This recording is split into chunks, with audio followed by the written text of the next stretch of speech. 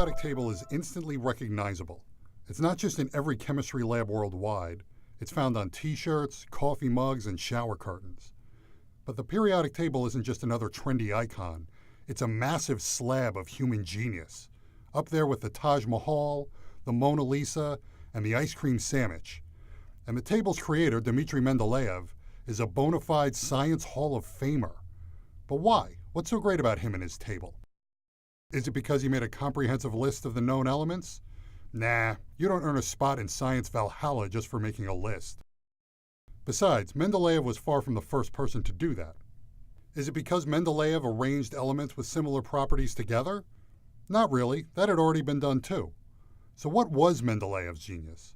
Let's look at one of the first versions of the periodic table from around 1870.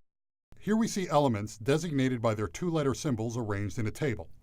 Check out the entry at the third column, fifth row. There's a dash there. From that unassuming placeholder springs the raw brilliance of Mendeleev. That dash is science. By putting that dash there, Dmitri was making a bold statement. He said, and I'm paraphrasing here, "Y'all haven't discovered this element yet. In the meantime, I'm going to give it a name. It's one step away from aluminum, so we'll call it Eka aluminum. Eka being Sanskrit for one. Nobody's found Eka aluminum yet, so we don't know anything about it, right? Wrong. Based on where it's located, I can tell you all about it. First of all, an atom of Eka aluminum has an atomic weight of 68, about 68 times heavier than a hydrogen atom. When Eka aluminum is isolated, you'll see it's a solid metal at room temperature. It's shiny, it conducts heat really well, it can be flattened into a sheet, stretched into a wire, but its melting point is low, like freakishly low. Oh, and a cubic centimeter of it will weigh 6 grams. Mendeleev could predict all of these things simply from where the blank spot was and his understanding of how the elements surrounding it behaved. A few years after this prediction, a French guy named Paul-Émile Lecoq de Bois-Baudran discovered a new element in ore samples and named it gallium after Gaul, the historical name for France. Gallium is one step away from aluminum on the periodic table. It's Eka aluminum. So were Mendeleev's predictions right? Gallium's atomic weight is 69.72. A cubic centimeter of it weighs 5.9 grams. It's a solid metal at room temperature, but it melts at a paltry 30 degrees Celsius, 85 degrees Fahrenheit. It melts in your mouth and in your hand.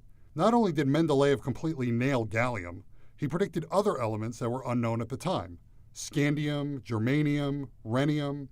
The element he called Eka manganese is now called technetium.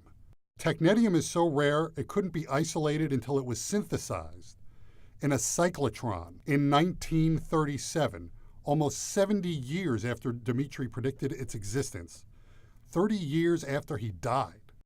Dmitri died without a Nobel Prize in 1907, but he wound up receiving a much more exclusive honor. In 1955, scientists at UC Berkeley successfully created 17 atoms of a previously undiscovered element. This element filled an empty spot in the periodic table at number 101 and was officially named Mendeleevium in 1963.